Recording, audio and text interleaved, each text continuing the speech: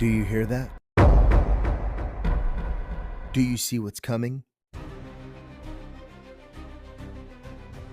The voting data from 2024 shows a clear shift in the state of California.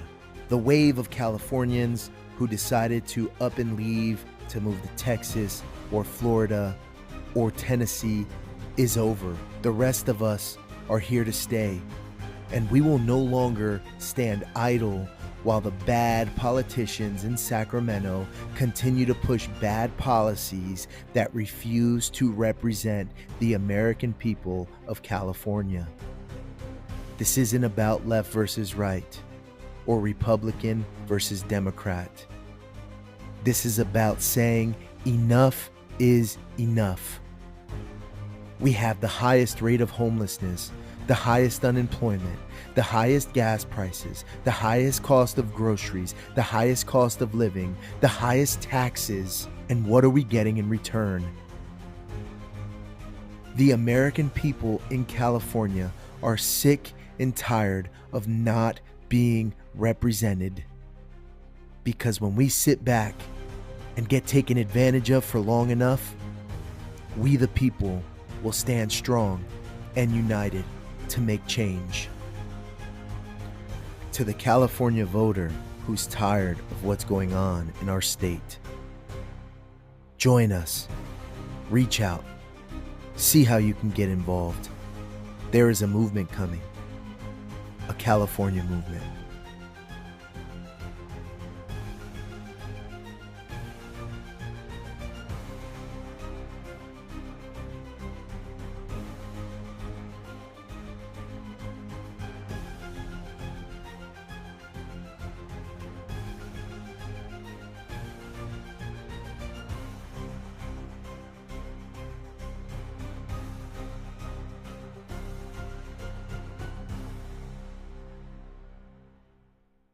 You ever wonder what is the truth?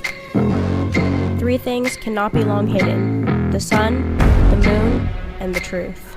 And the truth shall set you free!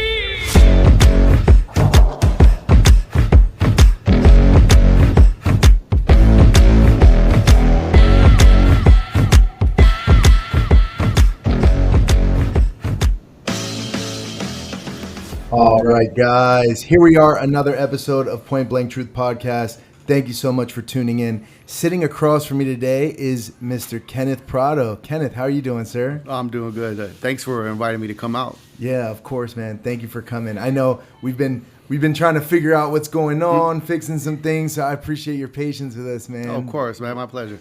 So talk to us a little bit about, Kenneth, who you are and what it is that you do. Hello, everybody. My name is Kenneth Prado. I'm a governing board trustee for Hemet Unified School District. Just want to share a little bit about my past, to bring it up to speed, like why I do what I do nowadays. So I was born, my dad's from Mexico. So if you look at nowadays things, the whole immigrant thing, so my dad was a legal immigrant to America from Mexico. My mom's born in LA. But unfortunately, at the age of 5, due to unforeseen circumstances, I was removed out of the care of my mom. I was placed in foster care. I've lived in quite a few homes, group homes, growing up, until I settled with one family in Sacramento. So I lived in Sacramento, Folsom. They moved back east to Vermont, so I lived in Vermont for a couple years. Came back to Folsom, and during that time, as a young kid, the home I was in, the man of the house, Bill, his son had gotten out of prison, and so I was a young kid, and about 12 years old, and he built this punching bag in the garage. And so I was all amazed, as young boys, he was punching it, and his knuckles got all bloody, and I thought it was like the coolest thing, and so. I told my friend, and then it ended up he told his mom. His mom told my foster mom. She got upset, and there's one day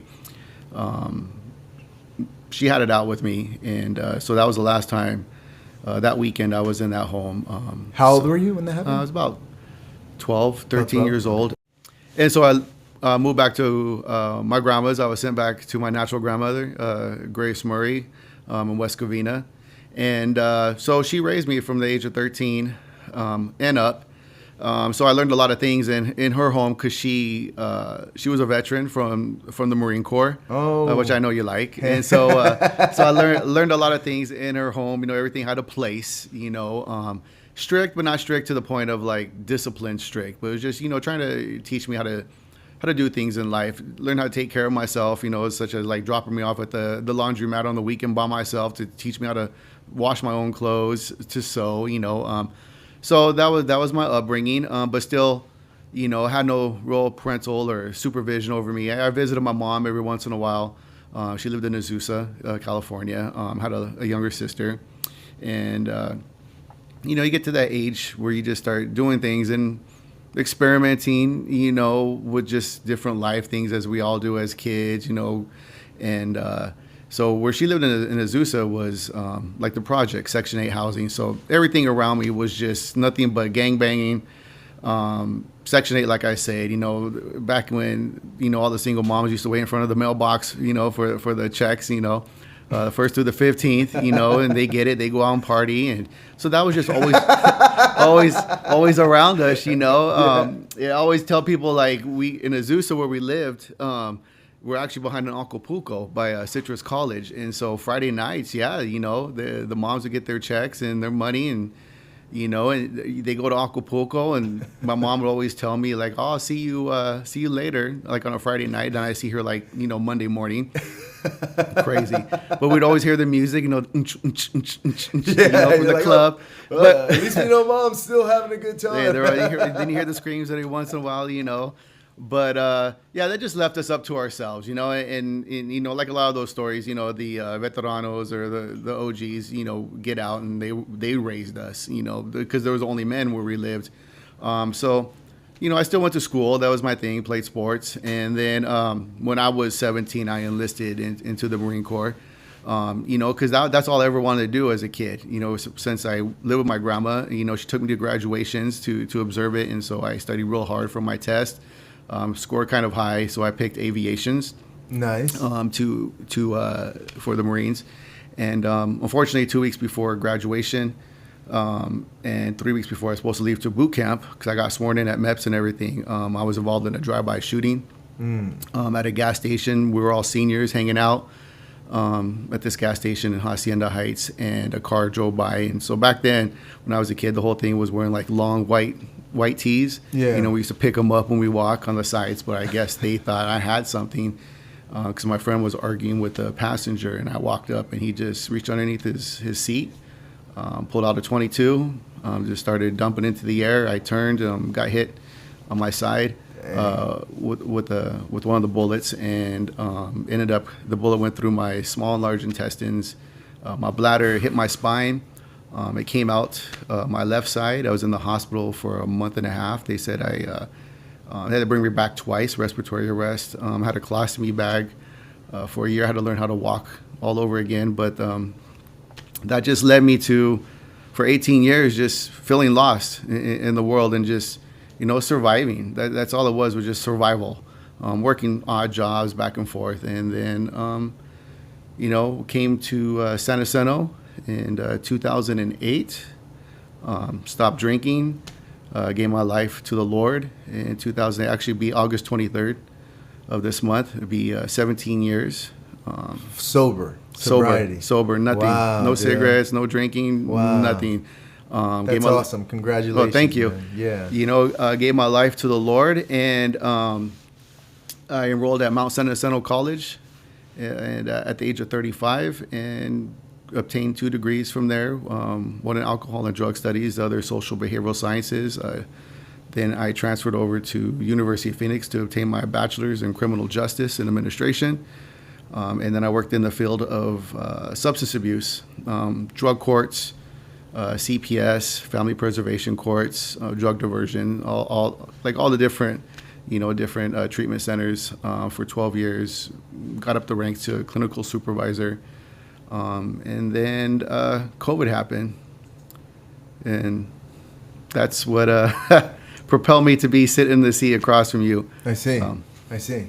So what was it that made you decide to like become a school board member? Because that's like, dude, that's a lot. Like you had a real troubled youth. You came up as a young man, and then you were gonna go to the Marine Corps. You know, everything was looking right, and then one bad situation with your friends, and it changed your life forever. You know, and then I'm sure that gap between from when you came out of the hospital and when you in 2008 when you decided to get sober and give your life to the Lord, I'm sure that was a huge struggle for you as well. I'm sure that there was a lot going on. But so I guess I'm interested to know, with all of that, did all that history have a lot to do with your desire to like be on a school board and see if you can have a positive impact? Like what was it that inspired you to do that?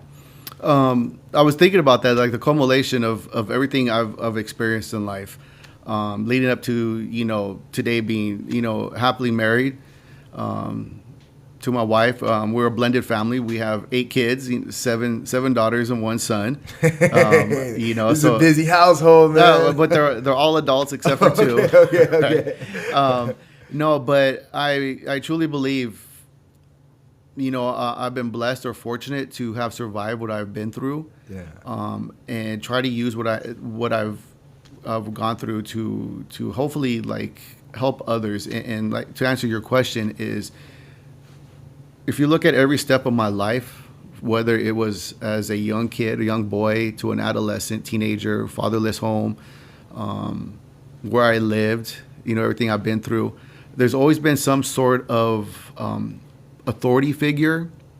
There's always politics involved in it, structure, and so no matter what area, there has always been something. There has always been someone you had to, they say like report to or be accountable to, or else, right? Yeah. Structure. So that led to like Marines. I wanted structure. I've always enjoyed structure in my life, and so I look at that led to when running for school board.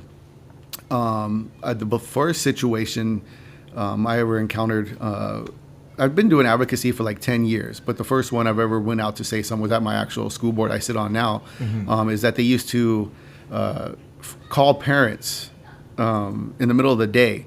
You get the caller ID and you see it at your kid's school, and that at that moment when I answer this, it could change my life forever because something could have happened to my child. Yeah.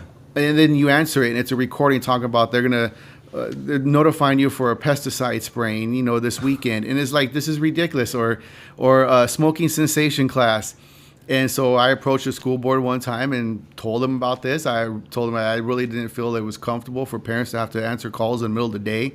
The stress that we go through. Yeah. And so that, and when you see the school calling, you're like, oh God, what happened? Yeah, what happened to my child? Yeah, and then it's just a recorded line just informing you. Yeah, so you could do those calls anytime, So they don't do them no more. I don't think, do you get them in the middle of the day anymore? No, See? So it's hopefully it's a system. I'm saying I'm not the one that did it, but it was just, those are concerns where I approached my school board. I've always, went out and tried to advocate for people, whether it was working in substance abuse, trying to help people out, finding resources for them. And then COVID happened, and, like all of us, the whole 2 weeks to, slow the curve, but then see the progression of things and the dictatorship of do as I say, not as I do. And a lot of things that we've been through. Now, I've always told people like, everything it should have been your choice, what you want to do. But when it got to a point of like having to choose whether your own livelihood or doing what they asked you to do, that was the last straw. And then we kept on like asking, certain groups I was involved with at that time, to like unmask our kids, and then we saw the governor at a Rams football game, playoffs, or something like, unmasked, but telling our kids, and our teachers, no, but you return Monday. But we can do this, getting caught in a restaurant, and all those things that we all know about. So that really pushed, because I put a rally together with some other individuals in front of our school district and went there and told them, like, get a backbone, do something, tell the government that, we should unmask our children. to return. And so that, I believe, catapulted me, because then I sit there now and I sit on the dais, and look at that podium, as a concerned parent that I once stood behind, challenging my school board, and then just got a lot of support from individuals to run for school board. And so, yeah. Nice. When you get elected? My term is from 2022 to 2026. Okay. So November of 2022. Nice. Are you gonna? I know it's still early, but are you considering running again, or are you considering? Yeah. Yeah. I mean, there's a lot of things we all do. We consider, we weigh the options. What's best, not just for ourselves, but for our family, the future. And that's one thing I know I've been blessed with is with our two youngest in school. I'm able to have an inside perspective of what goes on behind what public don't really see all the time. We only see the outside of what goes on with school districts and board meetings, but I'm able to see what happens behind closed doors and maybe have like a better understanding and better access to things. Mm-hmm.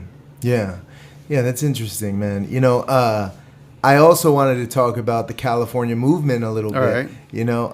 I got a phone call a couple weeks ago and asked to sit down and speak with some people, and I got brought on to the California movement team, and I was really excited to see that you were part of it. I was like, of course, Kenneth's here, and I don't know, what are your thoughts on what it is their goal is and what California movement's trying to do? I truly believe is being with Oscar when the thought of California movement. I know the objective and the mission is to bring awareness to Californians. Him and I and other leaders of California movement or leaders of another organization, we're just trying to bring awareness, and as being Hispanic, it was to wake up the community, because like we all understand as being Hispanic, we're conservative in nature, of things that we believe in: God, family, hard work, protection, small business. And after that, just stay out of our business, but we see that how a certain political party will still sit there and try to, use people as pawns, based off the color of your skin. So we just try to enlighten people that you don't have to vote a certain way, because within Hispanics and Latino, families, there's two things that are guaranteed that you're going to be without you asking a question. One is Catholic and one is a Democrat. And so why? And so ever since I was a kid, I've always asked that question, like, why? And so like I've never once voted Democrat since I was 18 years old. Really? Do you feel like you've always like done your own research and just tried to been informed, been like, oh, this guy is fits more my beliefs, and then it turns out, oh, he's not even a Democrat. Look at that. Imagine that. Right? Yeah. That's why, people like do some research, don't get out of that box that, they try to place us in, or that we placed ourselves in. Step outside, ask questions like why this, and I think in high school, history and government and civics I love those subjects, and it had me dig deeper into what the meaning was and the foundation of our country. And if you look at everything they've tried to do to destroy our country, globalists or those that they call the deep state, there's this foundation that's unbreakable. And it reminds me of, like, even in the Bible where he says, as long as you have a strong foundation, that's what you need. Because no matter what happens, you can build up again as long as your foundation is strong and is built upon principles and morals that are righteous. Right. It's interesting because since I've started the podcast and I got involved, I started getting involved in the school board, and then I did the Fox News interview, and then we did the podcast, and I've been pretty open and vocal about who I am and what I represent and what I stand for. And it's interesting it was the conservatives who kind of like welcomed me with open arms, but at the same time, like, there were organizations who would let me in, but only to a certain point, right? Because I'm not a registered Republican. I'm a registered libertarian. I feel like the Libertarian Party kind of fits more my belief system, small government, leave us alone, let people live their life, do what they want. So it's been interesting to see with California movement and speaking with Oscar how he made it very clear is like, he was like, Danny, you know, we know who you are and what you're about, dude, and do your thing. We're not into this groupthink mentality, you know, and that really drew me to the California movement. Was like, and I know they're still young and we're still growing, and there's a lot coming up that we're gonna be working on and dealing with.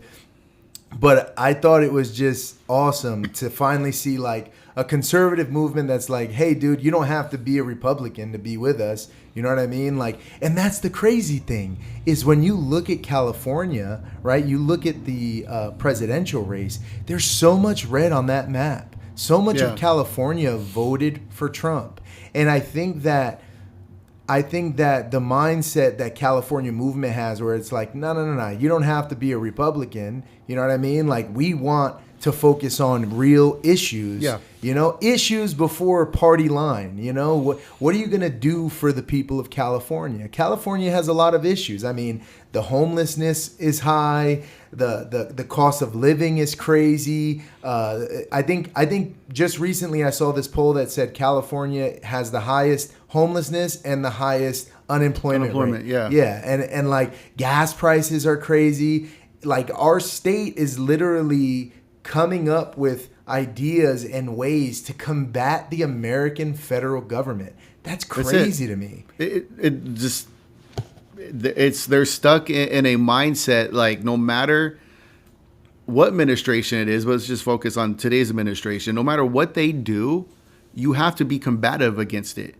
You know, and listen to the words they use. It is fight. Yeah. Stand your ground. I was listening to one that was speaking at the recent thing for California with Newsom a couple of days ago. Yeah. It was I believe he was from Texas or something. He was saying, yeah, we got to square up, and we all know like where we come from. When someone says square up, that's fight. You're getting physical. And so it's just amazing that why do you want to get physical with people if they have difference of opinion? Mm-hmm. And that's what's great about California movement. Like you're saying, it's no matter what your background is, no matter what, you know, society dictates, like your ethnicity or whatever box they want to place you in, that there's an objective, there's a mission statement, and it's just to bring awareness and collaborate with others, because we're good at separation and putting each other in different areas. You know, we don't work together, but that's what California is about. It is just bringing awareness to individuals, to Californians. Whether it's the blacks, Hispanics, whites, Asians, Polynesians, Samoan, no matter who it is, we all have some basic things that we all agree upon. Mm-hmm. And let's stand on those and let's push back against the majority in California, because I know we're all tired of it. Like you're saying, look at the last election, majority of California was red. Of course, the blue is those major cities. Yeah, they're just heavily populated areas. And it wasn't that you had people saying, "Oh, I'm gonna vote. I'm gonna become a Republican now." That was the voice of the people, the power of the people voting, saying, "I'm tired of this, regardless of my political affiliation. We want better for our state." And then they turn around and, you know, thinking they had the Latino vote, and then they left them. It was the highest ever, you know, crossing over to political lines. And I told people that's one thing I've learned, like growing up, and it was a joke, but I was serious when it came to like Hispanics and Latinos. I said, we're like that little clear box that's in businesses on the wall that says break in case of an emergency. Mm-hmm. You know, this country has always battled between white and black. That has always been like the systemic, like, hatred or like smear on America, black and white. But then anybody else, you break that glass and, wow, we need them. Yeah. And so the last election cycle, you know, you've seen what happened with Hispanics and Latinos. They're like, no, we're tired of this. Like, you're forcing us to believe something that we don't want to. You're erasing our identity by saying Latinx. Yeah, that's a, you know, and that's not even Latinx thing. Like, so you're really like, that was a spit in my face. Like, that's like non-conforming to anything. Right. Like, no. And it really you can tell that Latinx came from the white liberals of America. It's like you have no idea about you're not even considering the context of our language. Our language is gendered. depending on what you say, there's an O at the end Exactly. or an A at the end. Our language is gendered. You can't just all of a sudden, oh, well, we don't want to offend anybody, so Latinx. There was God. nobody getting offended, you know. But yeah, so it's just, you know, being so involved in everything. You know, sometimes you say you go down those rabbit holes, or, you know, looking at things, asking why, not being in that box. We're at a place right now. I knew this was going to happen. I said it back in 2016 during the, you know, Trump's first and Trump and Clinton when they were going for president. We're going to be the individuals or the ethnicity that's going to be the pawns in this chess game, because one's going to pander to them and one's going to lose us. And then when you lose us, look what they do to us. And right after the election, what happened? Look at all these riots about immigration, all these things. Now you're putting other, like, you know, Department of Homeland Security, ICE, you know, all these individuals that support our country and our borders and keep us safe. Now you're doxing them and putting them on notice, you know, on social media, you know, and then using us, letting us go, and, you know, oh, look at Hispanics fighting for the rights with the Mexico flag flying in America, you know, to then come in, want to be our saviors. Like, you're going to do something to save us now? Yeah. Like, Yeah. It's just, I always tell people, you got to wake up. Look, it's bigger than what you think. Yeah. You know, don't be quick to react to like current events. Look at the long game of what's going to happen. And sad to say is from what I do and everything that I'm involved in, we've already passed the point of no return as a country. We can't get back to things that you and I enjoyed, you know, as young boys and young men in our country, and things that once were here. But what we can do is continue to stand up and fight to protect our families, and to protect what's right in America, because it's still a great country, the greatest country in the world. Yeah, I agree. Amen, brother. That's awesome. You know, it's just interesting to see this shift that's happening, is because the conservatives seem to be standing on common sense now, you know? And when you see people fighting against conservative movements, they don't say Republican anymore. They say, oh, you MAGA idiots, you MAGA guys, you know? And it's like, yeah, because the moderates, the middle people, and California is full of these people who are just in the middle. You know, it's expensive to live here, man. Most people they want to stay out of the way and make money, take care of their family. They don't want to get involved in politics. They don't want to have to pick sides and stuff like that. So California is full of a lot of like middle of the road people, and a lot of those people are agreeing with things that Trump are saying. So I believe in the California movement, and I'm looking forward for the growth in that, and to see how we can have an impact to improve California. Because at the end of the day, like you said, it's about our families and what type of life are we leaving behind for our kids, you know? So, yeah, man, you know, I wanted to talk to you a little bit about, I know you said that you gave your life to Christ. What was it like for you, dude? Like leading up to that? Like, did you have moments where you can like feel God's presence and like it really felt like it was real for you, you know? Like, what was that like? Well, I don't share this a lot, you know, just, but I will, because maybe it'll touch somebody out there, you know. From growing up in San Gabriel Valley in LA County, you know, where I said I grew up, bright lights, big city, you know, everything you want 24/7, you know, and then moving out to the San Jacinto Hemet area, it was a culture shock for me. But I remember I was 35 years old. Like, nothing can go right in my life. Like, you try and this falls apart. You know, this job you think is good, then they lay you off, and then all these different, you know, nothing was everlasting. Where they say, like, I couldn't find no joy in life. And I remember I was 35 years old and I was flipping burgers at McDonald's in Moreno Valley. And so out there, the 60 freeway, you exit on Gilman Springs Road to go to San Jacinto Hemet. And I was driving an 89 Cutlass, and I was just thinking about everything. And my youngest daughter was about to be born. And I just pulled over to the side of the road, and I lost it. I tried one of the biggest moments in my life, you know, crying and just everything that I just held in since I was like 5 years old, everything I've been through, everything that I've experienced in my life. I just cried out to God. I said, I'm tired. I can't do this no more. And You know, I know a lot of people say, well, God's not real. Well, he's real in my life. He's brought me from the pits of hell, whether it was my own doing or just situational stuff, and brought me to where I am nowadays, you know, and I'm not perfect. None of us are perfect, you know, and I fall short on a lot of areas, but I try my best to find those areas of my life to improve and hopefully not do again. You know, and ask for forgiveness where I go wrong. Yeah.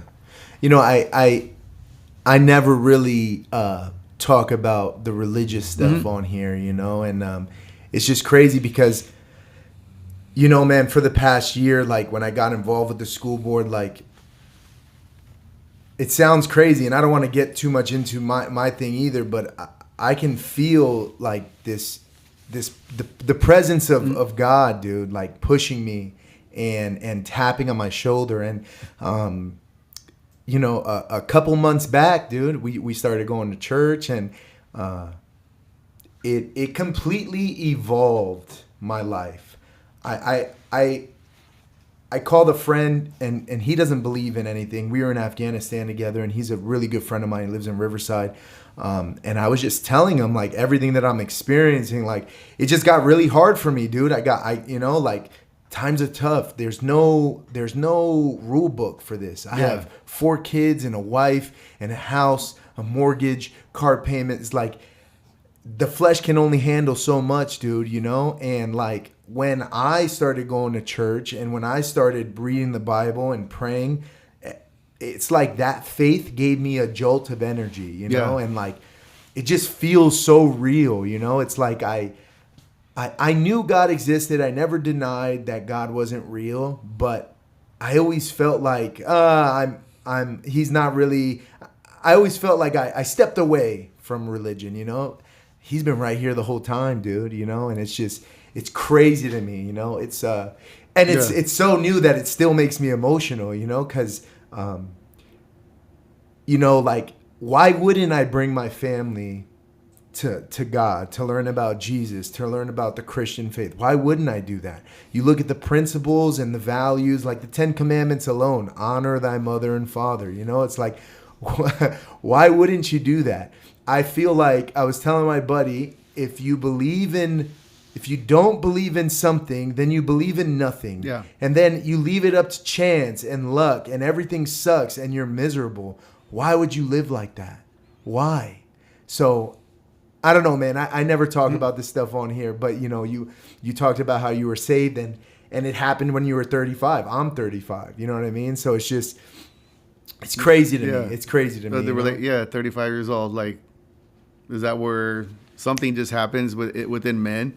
You know, we're not young no more. We're at the point of like, man, I'm about to be old. Like at 35, you're thinking like, wow, almost 40. Like to guys, are like, oh my goodness, like I'm gonna be a grandpa. But I remember when I first got saved, the pastor had said one thing, and it really stuck to me. He said, when people always question him, like, why do you serve God? Like, oh, he's not real and all this stuff, right? Like, oh, you know, just because you're at your lowest, you turn to something. And he said, I'd rather serve a God and find out there isn't one than to do what I want and find out there really is. Mm-hmm. Yeah. And so that really, really stuck onto me because I think we're, as men, we go through a lot of things. Like you were saying, like, you know, all this stuff's going on, you know, I like analogies and always think like, you know, growing up, we're like a piece of sandpaper, you know, and we're always running around, you know, this room. And it has 4 corners, you know, and every once in a while when we get tired or something's going on, we're able to like take a time out, relax, chill in the corner, right? Right? But the enemy is always chasing us. And eventually with that sandpaper, we just sand down that room. Eventually it becomes a circle. Mm-hmm. And there's no more corners to hide. And I think that is when we're touched, you know, and that's where he's able to like catch our attention. Yeah. You know, it's not that we're weak individuals and we can't try to figure stuff out, but we're just tired and we need help, you know, as men. And there's nothing wrong, you know, in asking for help, you know, in doing things. Yeah. Yeah. It was crazy, man. Like, I had, you see how my TV's down there and stuff. I had a leak. We had a leak, and I had this plumber come out, and you know, we've been going to church, and I've been praying, and I've been reading the Bible, but I've been in my mind like saying like, I want to learn the scripture. Like, I don't really know this, you know, like here goes the blueprint to like be a good man and a good person, live like Jesus Christ, and help my children walk in the same way. And this plumber came, and he saw a cigar cutter I had, and he's like, "You smoke cigars?" And I was like, yeah, sometimes. He's like, "We do a cigar and Bible study, man, if you want to come." Just random. It's the plumber. Who says that? The plumber. Yeah, you know what I mean? It's like, who offers that? And yeah, man, I just, you know, it got real hectic for our family over the past couple of years with all the political stuff and being involved in the podcast. And, you know, everybody was saying our school board was a spiritual war. And like, I felt it. I like, you know, when you went to Temecula school board when everything was crazy, dude, that did not feel good being there. You know? Oh, you feel it. Yeah. Yeah. It was like, ooh, these people. You don't know here, what it is, but yeah, there's something going on. Yeah. There's something there, you know? And so, you know, ever since I started taking the family to church and really trying to live. And it's funny, is like going to that Bible study that I went to, like they're talking about scripture and they're breaking it down, and it's like, dude, all of this is like everything. It's like everything I learned in the Marine Corps. It's really like, just be a good person, you know, treat others how you want to be treated, you know, have a standard, set the example. Don't just talk about it, be about it, you know? And it's like, God, I have so much more to go, you know, as a Christian, but yeah, dude, it just really impacted me when you were like, I was 35 and then I gave my life to God, and it was like, damn, you know. So I wanted to. No, wow. I normally don't talk about that stuff on here, right. But you know, I feel like it was a perfect moment, you know. Yeah, of course. What I want to switch to with you a little bit about is I want to talk to you about fatherhood. All right. Right. So, you know, speaking about religion, you know, a lot of my motivation to turn to Christ and Christianity was because I have children.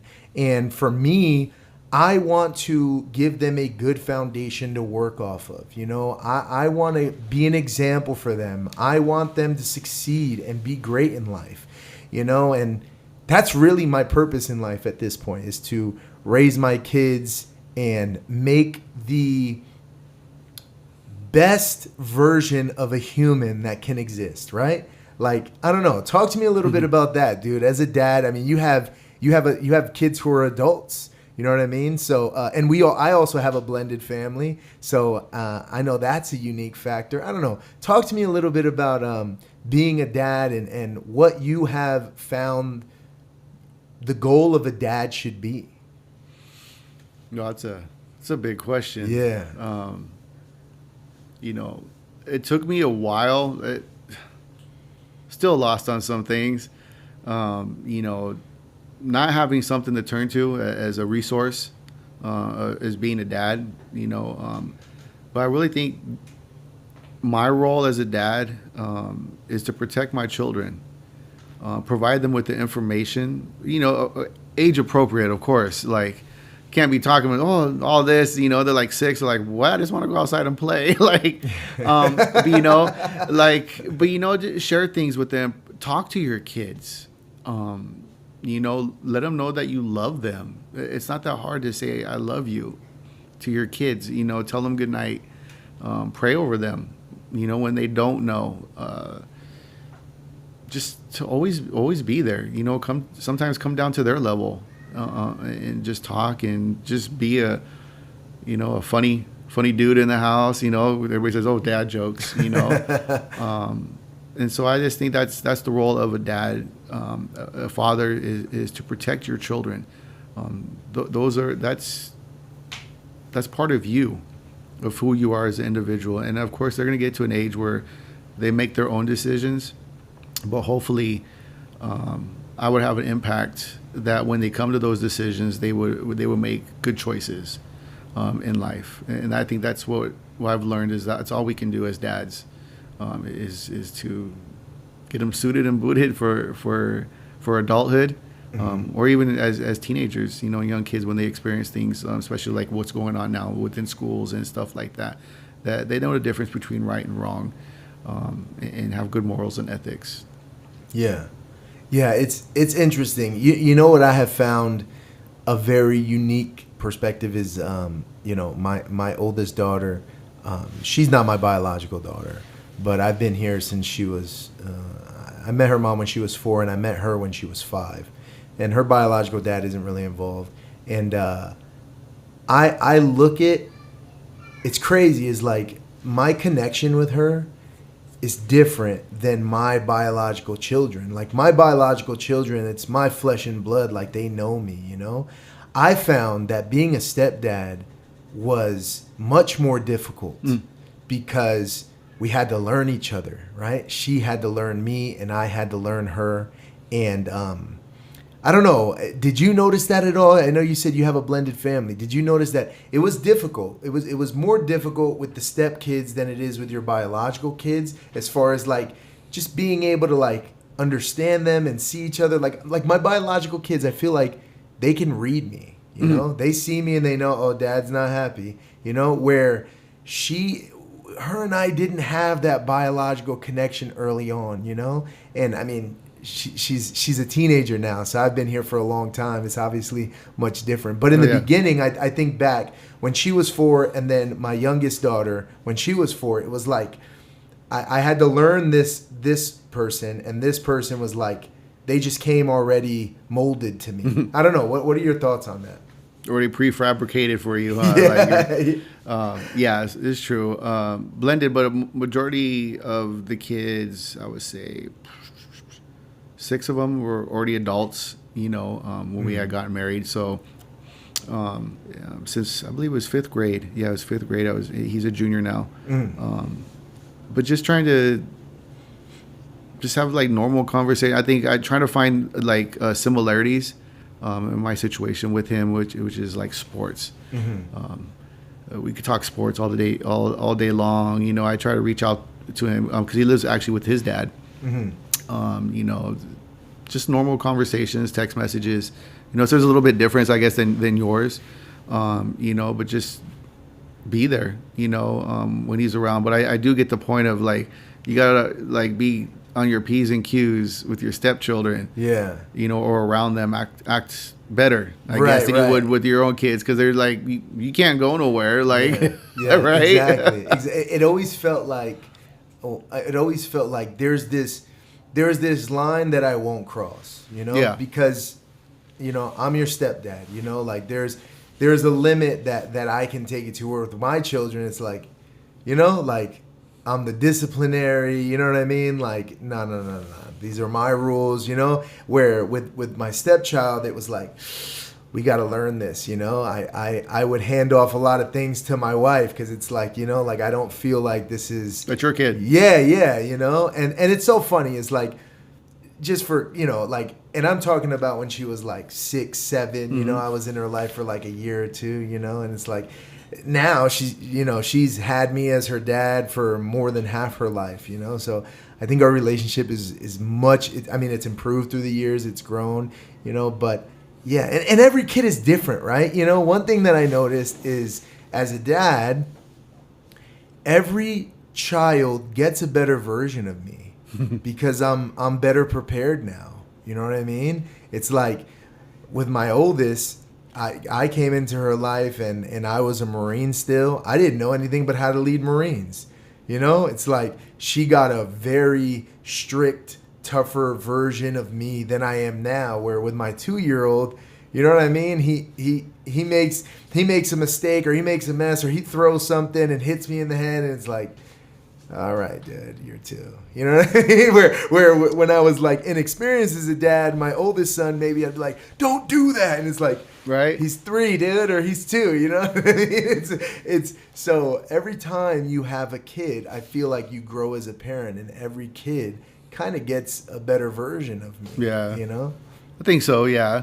You know, you learn from, I guess, you know, just experience. You know, like even my daughter, just always, you know, raising her since she was 4. You know, single dad at that time, you know, raising her. It just, you know, the older we grew together, you know.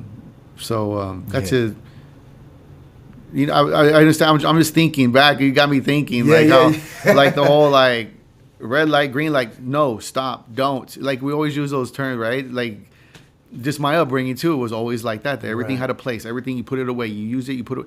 Now I'm, just her bed's not made. I could care less if her bed. There's a dirty cup in the room. I don't care. It kind of thing. Like I'll tell her like you got to put it away, but it's like not something to harp on. Like with kids, like that's not the end of the world. When before maybe we were younger, we thought, just to teach them. I mean, we've already taught them that. Yeah. We can get on you if I have to ask you more than once to do something, of course. But I've tried to understand. I think even being in politics and school board is these kids have a lot of issues more than we had growing up that they deal with on a day in and day out basis. And a lot of things I've come to learn that they deal with are adult problems and they're young kids because us adults are fighting over issues or wanting people to believe what we believe. And these kids are just like stuck in the middle because when it comes to different genders, like our kids in school, that's nothing new to them. They're used to it. Yeah. It's us as adults. Yeah, it's us. Like, oh, this isn't how I was raised. No, right? There was only like one restroom per you're a boy, you were a girl. That was it. And I share with people like just growing up too. Like I had friends, that had dads, and I would go hang out their house, but they had different like sexualities growing up. But everybody knew like their place, I guess. Like I never made fun of them. If they were gay or anything, and they never like try to pick up on me or like throw advances at me. Like it was, we just grew up as kids like that. Like it was no big deal. So I can understand these kids nowadays. Like it's normal to them. I think where it changed, for us, like I was saying, like these kids deal with adult issues is because it feels sometimes it's just being force fed that we have to accept something. And if not, then we're just called harsh words. Yeah. And what's interesting is something that I experienced just recently, like in the last year, where when we have these discussions of what's age appropriate, what's not, it's like there is a big difference between a 14-year-old and an 8-year-old, and it's like there is some leeway that I have for my 14-year-old. I think there are some things that I'm very comfortable or I feel is important for her to be exposed to in the world that I don't feel about my 8-year-old, and I kind of been talking about this a lot because it's like now that I have a kid in high school, like it's like, oh, I kind of understand the issue. Part of the issue here is we're not having the conversation in the same context. You know what I mean? Like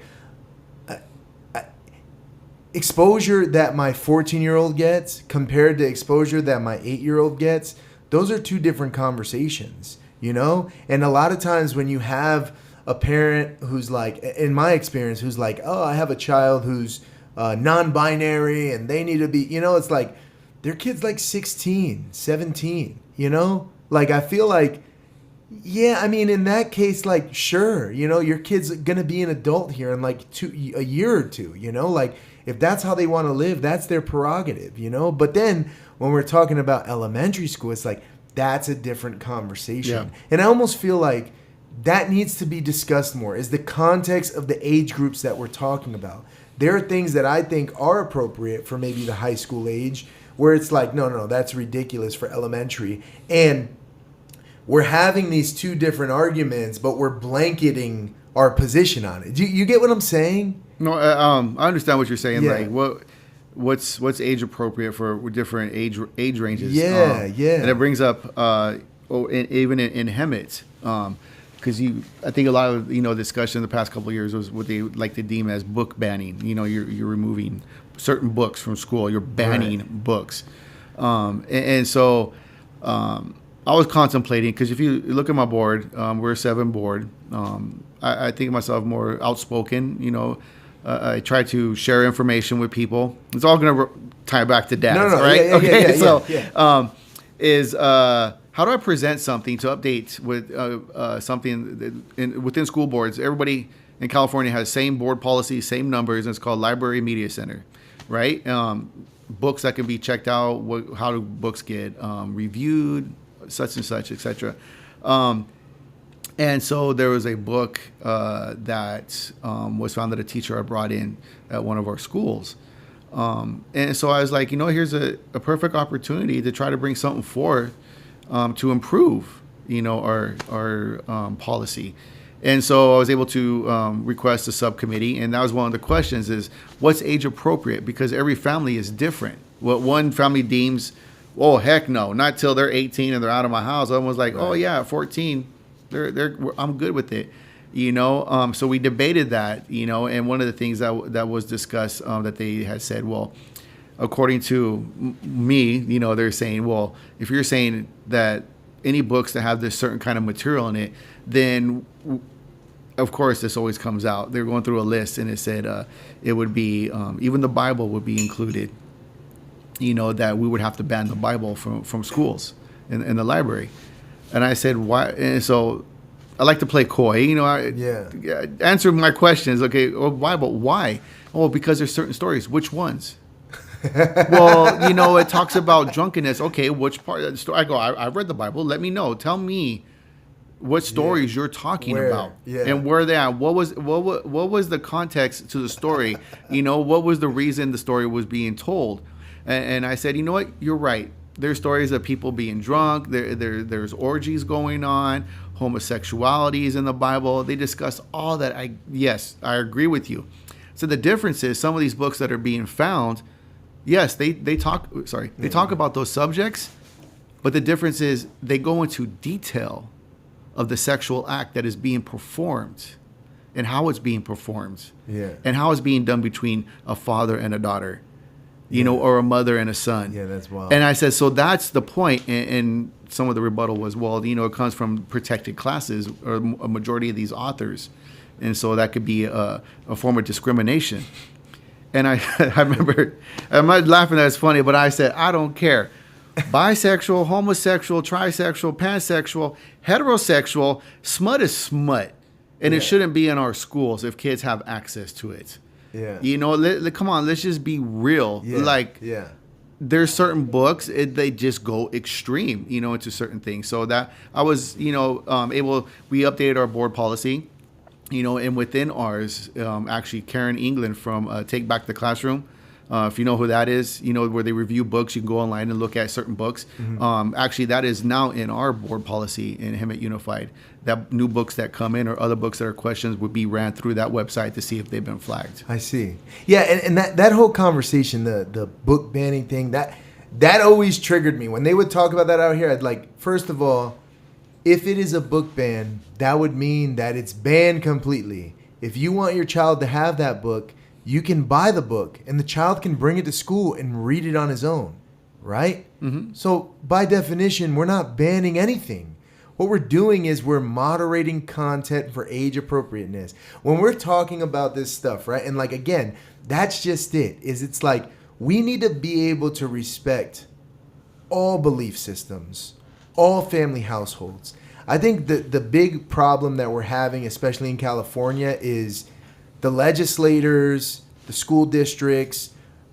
There's policy that has been passed, and we're slowly creeping into this realm where we no longer view the parents as the core decision makers for their children. Exactly. And if we did view it that way and we respected that right, like, dude, if someone runs their household and they have 6 LGBTQIA children, like, who am I to tell them what to do with their house? That's my personal view. Is like, if that's how you want to live, fine.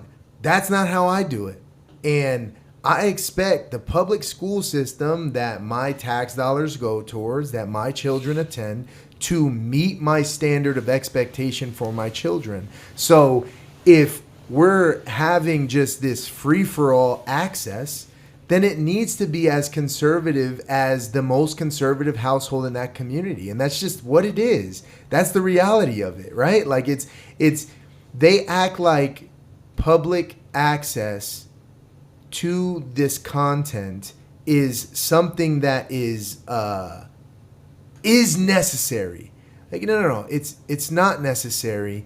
the school's job is to educate math, science, history, you know, inspire my child to be a scientist, an astronaut, a doctor, an attorney, right? Like, you don't have to you don't have to have these cultural discussions. These are conversations that should be had at home. And that's the thing that's getting lost in translation here, I feel like. And again, I think it really comes from this idea that parents aren't really in charge of their children, which is a wrong way to look at it. And a lot of people in California see it that way. Everybody from all sides, no matter if you even have a side, if you just have your normal everyday, you know, Sunday through Saturday thing as a parent, they don't know how extreme things are, that parental rights are slowly being removed. And it's amazing that a lot of people are not aware, or more people are not aware of what's going on.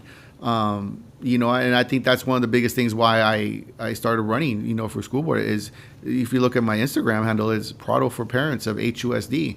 Because parents are screaming at the top of their lungs, like, I should have right to access anything about my child. That's my kid. Right. You know, like, why are you telling me that I have to get permission to sit in the classroom with my child if they're misbehaving? Why is my child in the office because they got in trouble and I'm not informed about it? You know, why is my child reading certain subjects at a young age where I didn't give you permission? Like sex education, like parents have to opt out. No, parents should have to opt in. Right. Yeah. Like, not sit there. And if they don't, then their kids are exposed to certain things. Maybe parents don't want their kids, and that all bases down to like even religion and faith. Like, everybody thinks there's all these Christian nationalists. You know, like, it's not that. Like, it's not a whole Christian nationalist thing. I mean, look at the Supreme Court ruling. You know, and it came from Muslims, Jewish, and Christian parents were now, even in California. So if you're listening to this and you're a parent in California, there is a form you can request to not have your kid be exposed, and you need to opt in for certain books to be read to them from TK through 5 now. Mm-hmm. You know, a lot of parents are not aware of that. Yeah. And for dads out there, like, just growing up, I've seen so many like men from different kinds of backgrounds, different belief systems, you know, and I've even spoken to them. Like, if this was to happen to your child, what would you do? Oh, I would nut up. Like, oh, heck no. What's going on? Yeah. And it's in the public school system. And that's the thing, is you have radical ideologies that like are being forced upon us, and people are pushing back, and we don't like it. And if more dads would just be vocal, I'm not saying to scream and go and want to fight people or curse people or threaten people. Just go in with a loving heart and talk to people like you would your own kids. You know, stand up for your kids, stand up for your family, stand up for your neighbor's kids if you want. You know, and I guarantee a lot of these things would not be going on in California, and people feeling threatened that they have to decide if they have to leave California. You know, it's like every aspect of us as dads and as parents is being in the school system, and why I ran. You know, a lot of teachers, admin, they're good people. It's just that small percentage that are very loud. Mm-hmm. And if you don't go along with the get along, they will do everything they can within their power to destroy you as an individual, your family, and put you on notice that your safety is at risk. Yeah. Yeah, no, and I think that it's so crazy is I'm having this like epiphany moment here, is like, because I feel like parents, but specifically dads, like the men, like, where are you guys at? Where are you at? You know, it's like, but again, you and I choose to step up and speak out, and we're not afraid to put ourselves out there. But you and I also share this core belief of it's our duty to protect our children.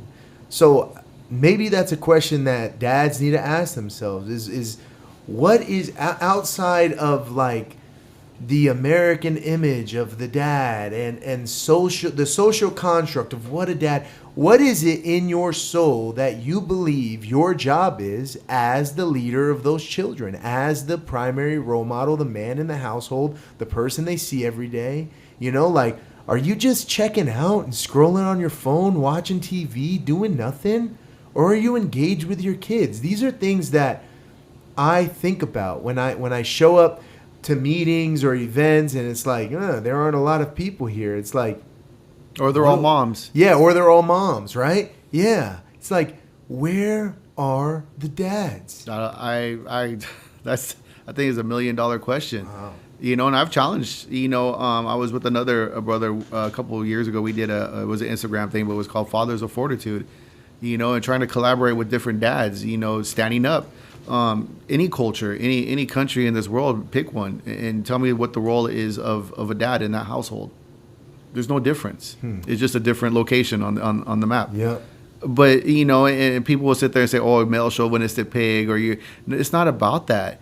It's just we were created a certain way that it's protection. There's something in us, you know, just like mama bears protect their kids.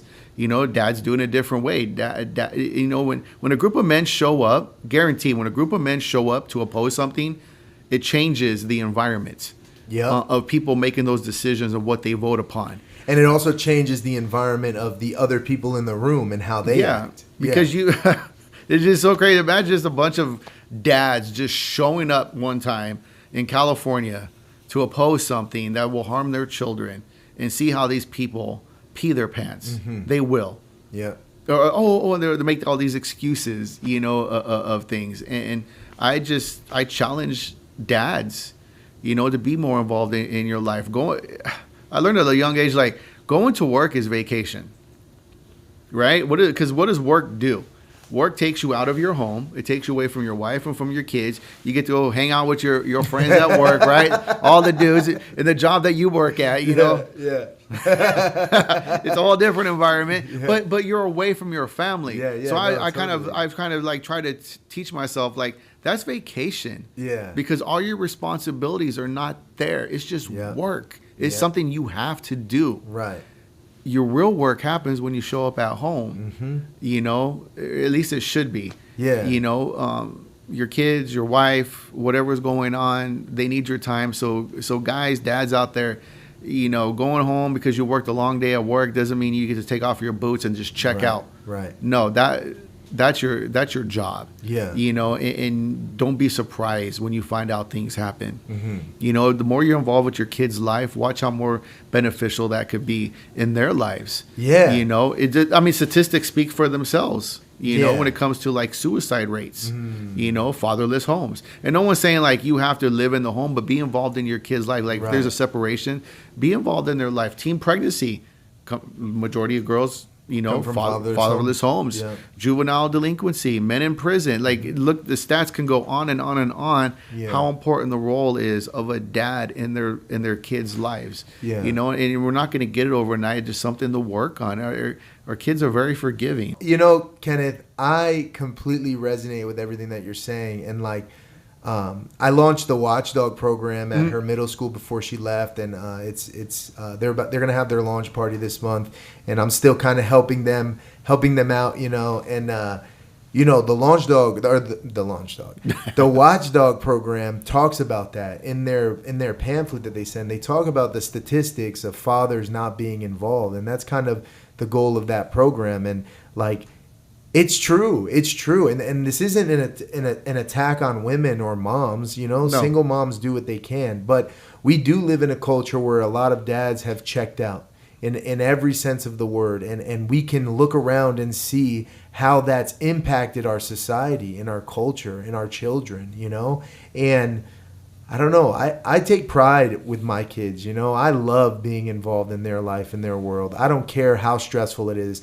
Like just the other day, I had to leave the job site early, and then I had to have my wife bring my oldest daughter to my job, and then we had to drive to Lake Elsinore for a football game, and then they're like, can someone do the stats? I'm like, sure, I'll do the stats, and then they're like, can you do it for varsity too? So we stayed for the varsity game, and it's like, you know, all of that was a lot. I was exhausted at the end of the day, but I wouldn't have preferred to be in a better place.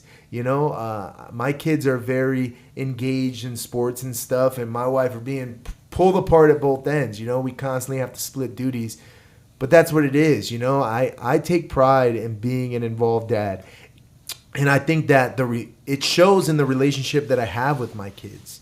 You know what I mean? Like, nobody's perfect and nothing is perfect, but I really do value just being there for my kids, just being an involved and engaged dad. These young people, they're adults in little bodies, man. Everything they go through and experience, they're going to remember. I remember things when I was 4, 5, 6. You know, it's like, so what kind of mark do you want to leave behind in that human? What kind of influence do you want to be? Do you want to be the type of influence where they're like, I want to do things completely different than my dad? Or do you want to do things where like, I love my dad. I leaned on my dad. My dad was there for me. And I think that that's the goal. And again, I talked about it, like it's what I learned in the Marine Corps. Lead by example.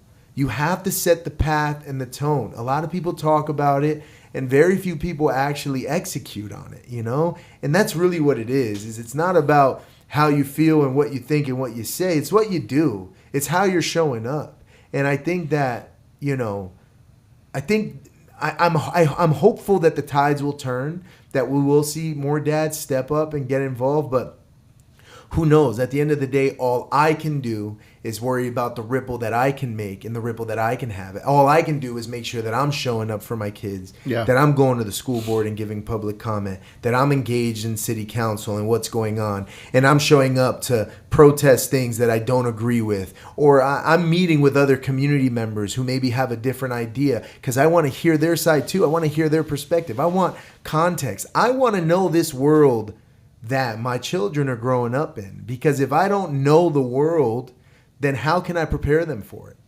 You know? Exactly. So I don't know, man. We'll close it out, but I'm curious to hear, what do you have to say to maybe the dad who's listening that does want to go to the school board, that does want to step up, but just doesn't know where to start, you know? Like, 'cause I think that that's part of the problem is a lot of dads, they don't want to get political, so they don't know how to go about it and what to do. What would be your words of encouragement for those dads who are ready to step up, but they just need that last little nudge? I would say one of the things, excuse me, one of the things they told me, like when I got on the board, right? I was just a dad that ran when you're a board member, always remember you wear the board member hat. So the decisions you make is as a board member, and the influence is going to have on people. And so I was sharing with someone the other day that same thing that I was told, and I said it's true, but that board member hat is life that we've experienced. And so when you make those decisions, it's morals and ethics and things that you believe in, that you find are true and pure in your life. And so for the dads out there, the easiest way to get involved, maybe just go to a school board meeting and just listen. You know, agendas are released in your kids' school district, minimum of 72 hours on their website. Look at it. Look at certain things maybe of interest to you. You don't have to speak, but just attend. Watch how things go on. And when you speak, just speak from your heart. Speak something that you would stand up you personally or want information on that you don't quite understand. Search social media. I mean, we all use social media right now. Go to California Movement. See how they do it. And it's okay to like be nervous. It's okay to like not understand what goes on. We all don't. It's a learning process. But the first step is to take that leap of faith and just go. Usually on Tuesday nights, once a month and for a couple hours, and see what's going on. Speak to people, ask them what's going on, and stuff like that. So just be brave, pray on it, go hopefully start meeting people that have same ideas and values. I think in our area, in the Inland Empire, we can probably most likely pinpoint people's belief systems and things they stand on, regardless of political backgrounds. Mm-hmm. You can always see that in a meeting. Yeah. Just based on who's in a meeting sitting there. And so just be brave. Reach out to me. Send me a message, on Instagram as a dad to Prado for Parents of HUSD.